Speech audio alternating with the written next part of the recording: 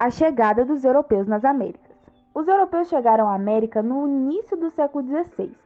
Entre eles estavam Hernán Cortés. Após a chegada do espanhol à costa mexicana com seus homens, o imperador azteca Montezuma II os recebeu e os hospedou na cidade. Contudo, o imperador foi morto pelos espanhóis, que também destruíram a capital azteca e construíram por cima das ruínas a atual cidade do México. O processo de colonização do continente americano foi efetivado sobretudo por ingleses, espanhóis e portugueses. Foram séculos de exploração, perseguição, impostos de idiomas, crenças e costumes europeus. Os estados ibéricos, Portugal e Espanha foram os pioneiros das grandes navegações, tendo os espanhóis realizado sua expansão marítima logo após os portugueses. A centralização política que levaria ao financiamento das grandes navegações aconteceu em meio das guerras de reconquista, que pretendiam expulsar os mouros, árabes ou beres, da Península Ibérica. A união dos reis católicos Fernando de Aragão e Isabela de Castela fortaleceu a Espanha e levou à derrota desses povos.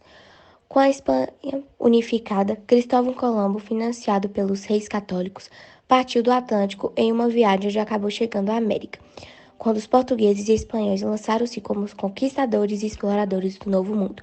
Arquitetaram tratados que deveriam dividir as terras recém-conquistadas entre si.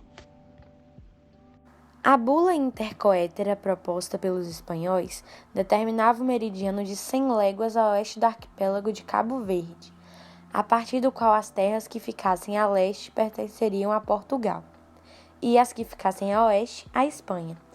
Os portugueses não concordaram com o decreto, ocasionando a elaboração do Tratado de Tordesilhas no ano seguinte. O novo acordo reposicionava o meridiano para 370 léguas a oeste de Cabo Verde, dividindo novamente os territórios entre portugueses e espanhóis.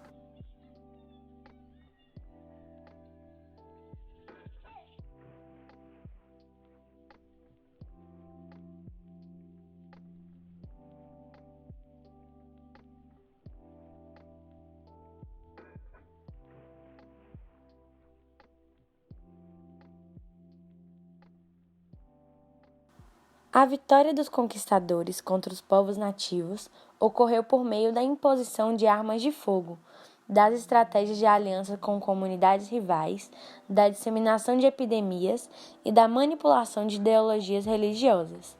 Passada a fase de conquistas militares, iniciou-se o processo da institucionalização da presença espanhola. O mercantilismo espanhol ficou conhecido como bulionismo, dada a sua atividade de extração e exploração de metais, conduzindo o governo da Espanha à acumulação de ouro e prata. O território americano dominado pela Espanha compreendeu o sul da atual América do Norte, América Central e parte da América do Sul. Os espanhóis dividiram seus domínios em vice-reinos e capitanias gerais, além de subdivisões administrativas chamadas intendências. Para que a exploração se sustentasse ao longo dos séculos, também foi estabelecida a montagem de uma empresa colonial, que devia obediência às determinações do Conselho das Índias, principal órgão da administração colonial espanhola. Fiscalizado e aplicado pela Casa de Contratação, que controlava a atividade comercial com as colônias e realizava a arrecadação dos tributos, o sistema de Porto Único representava uma estratégia metropolitana para exercer um maior controle sobre a atividade mercantilista. Esse sistema definia que toda atividade comercial, entrada e saída de matérias-primas ou manufaturas só poderia ser feita nos portos determinados pela metrópole. Formas de exploração do trabalho indígena. Para atender aos interesses da empresa mercantilista europeia, as civilizações ameríndias foram exploradas e seus habitantes foram submetidos a condições desumanas, que mesclavam práticas de servidão e escravismo. A empresa colonial espanhola fez o uso de formas de exploração do trabalho nativo, como a mita e a encomienda. Conhecida pelos nativos que trabalhavam em minas ou espaços agrícolas, a mita consistia no trabalho provisório estipulado em aproximadamente 4 meses, a fim de atender às exigências do soberano, o qual recompensava os trabalhadores por meio de alimentos ou metais. A encomenda poderia ser voltada para a agricultura ou a mineração. Seu diferencial, se comparado à mita, era de que a suposta recompensa vinculava-se à educação religiosa promovida pela Igreja Católica.